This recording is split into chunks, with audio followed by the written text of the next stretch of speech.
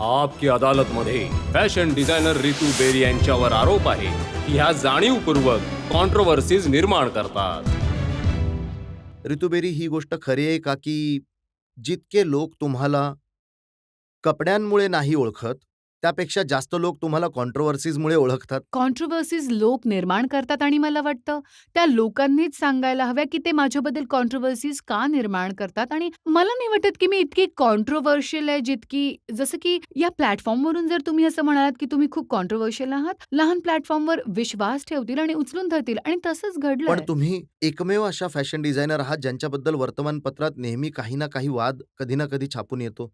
तुम्ही कोणत्या फॅशन वीकला जाणार, कोणत्या फॅशन वीकला नाही जाणार. तुम्ही कधी लंडनला जाणार, कधी पॅरिसला जाणार. मला जे करायचे ते मी करते. लोक बसून जजमेंट करतात. लोक टीका करण्याची वाट पाहत असतात. लोक वाट पाहत असतात, की ती आता काय करतेय, ते बरोबर आहे की चूक आहे. लोक बसलेले असतात कॉन्ट्रोव्हर्सीज निर्माण करण्यासाठी आणि तुम्ही हे समजून घ्यायला हवं, हे सोपं नाही. आणि मी स्वतःभोवती एक छोटंसं कवच निर्माण केलंय, तर मी जास्त विचार करत नाही, माझ्या कामावर लक्ष केंद्रित करते.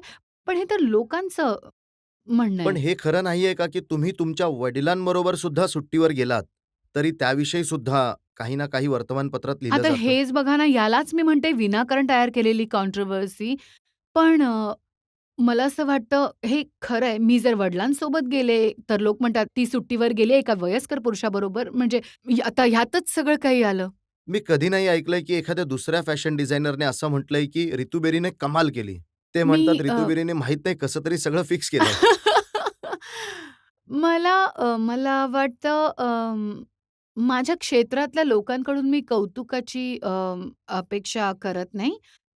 ते सगळे छान काम करतात आणि त्यांना जे करायचं ते करत असतात आणि मी त्यांना सुद्धा मदत करेन गोष्टी फिक्स करण्यासाठी जर ते माझ्याकडे आले तर. पण मला खरंच माहीत नाही. पण ज्या डिझायनर्सना तुम्ही मित्र म्हणता त्यांना तर तुम्ही कॉपीकॅट म्हणता. नाही. मी तरी आजपर्यंत कधी नाही म्हटलं असं. खरं तर मला फार विचित्र वाटतं जेव्हा डिझायनर्स कोर्टात जातात त्यांच्या डिझाईन्स कॉपी केल्या म्हणून. कारण हे सगळ्या जगात घडतंय. लुई विटॉंगच्या बॅग्स चायना जा, हाँगकाँगला जा, सगळीकडे विकतात. तुम्ही प्रत्येक वेळी भांडायला जाऊ शकत नाही तुमच्या कॉपीवरती. माझ्यासाठी तर ही खूप मोठी कॉम्प्लिमेंट असते जेव्हा मी कोणाला तरी पाहते माझा ड्रेस घातलेला, की कोणीतरी विचार केला, की हे छान आहे, हे कॉपी करून बनवलं. मला वाटतं कॉपी होणं ही नेहमीच मोठी कॉम्प्लिमेंट असते. तुमचा एक इंटरव्ह्यू माझ्याजवळ आहे ज्यामध्ये तुम्ही म्हणालात की इंडियन डिझायनर्सचे सगळे लेहेंगे जर एका लाईनीत टांगले, त्यावरचे लेबल काढून टाकले, तर कुणी सांगू शकत नाही की कोणता कुणी डिझाइन केलाय. तुम्हाला नाही पटत ही गोष्ट? मी तर कधी असा प्रयोग करून नाही बघितला. फॅशन ही सलवार कमीज आणि लेहेंग्याच्या पलीकडे जाणं गरजेचं आहे. कारण मी सुद्धा कन्फ्यूज होईन जर तिथे डिझायनर कपड्यांचा रॅक असेल. लेबल शिवाय आणि सगळेच याच्याशी सहमत असतील, हे ओळखणं खूप अवघड आहे, की यांनी हे बनवलंय. आणि केवळ भारतीय डिझाईनच नाही, परदेशात सुद्धा जर तुम्ही काळ्या पॅन्टचा रॅक ठेवलेला असेल, जिथे तुमचं लगरफेल्ड, H&M, Morgan, Zara किंवा Gucciचे पॅन्ट्स लावले, हे सांगणं खूप अवघड आहे, की कुठलं काय आहे? त्यामुळे याचं उत्तर एकच आहे, की पूर्णपणे वेगळं, स्वतःची ओळख असलेलं आणि पूर्णपणे वेगळं. कारण मला तेच करायला आवडतं. आणि तुम्ही म्हणता की बाकी फॅशन डिझायनर्स असं नाही करू शकत, नाही, फक्त नाही. मीच करू नाही, नाही, शकते. नाही. मी असं कधीच म्हणत नाही. मी खूप आदर करते आणि माझ्याकडून तुम्ही कधीही असं ऐकणार नाही, की ऋतुबेरीने हे त्यांच्याबद्दल वाईट मत दिलं. त्यामुळे मला वाटतं प्रत्येकाने आपल्याला जे पटतं ते करावं. असंही म्हटलं जातं की ऋतू बेरींचं नाव खूप मोठं आहे. फॅशन शोज सुद्धा खूप सारे होतात. पण पैसे नाही कमवत ऋतू बेरी. ही गोष्ट खरी आहे. मी अजिबात पैसे नाही कमवत. म्हणूनच तुम्ही असं पुस्तक काढलं ज्यामुळे पैसे पूर्ण कमवाल. प्रयत्न सुरू आहे.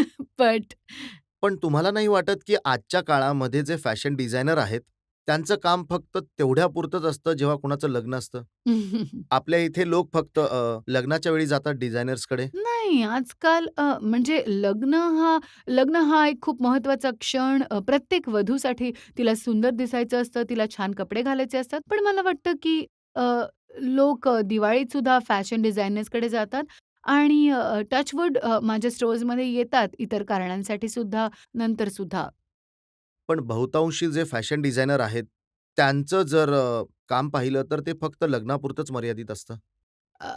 माझं खूप एक आरोप तुम्ही माझ्यावर लावू शकता, की मी इतर डिझायनर्सकडे बघत नाही आणि विचार सुद्धा करत नाही, की ते काय करतायत. त्यामुळे मी त्यांच्या वतीने उत्तरं देऊ शकत नाही. पण ते सगळे लक्ष ठेवतात, की तुम्ही काय करत आहात. माझ्यासाठी हा मोठा सन्मान आहे. येणाऱ्या काळामध्ये ऋतू बेरींना कुठल्या रूपामध्ये लोक पाहतील? बस याच रूपात मी काही प्लास्टिक सर्जरी करणार नाहीये. मी खूप आनंदी आहे जशी आहे मी. मी खूप आनंदी आहे जशी मी दिसते. मी खूप आनंदी आहे. पैसे न कमवता मला जे वाटतं ते करण्यामध्ये. तेच माझं पॅशन आहे.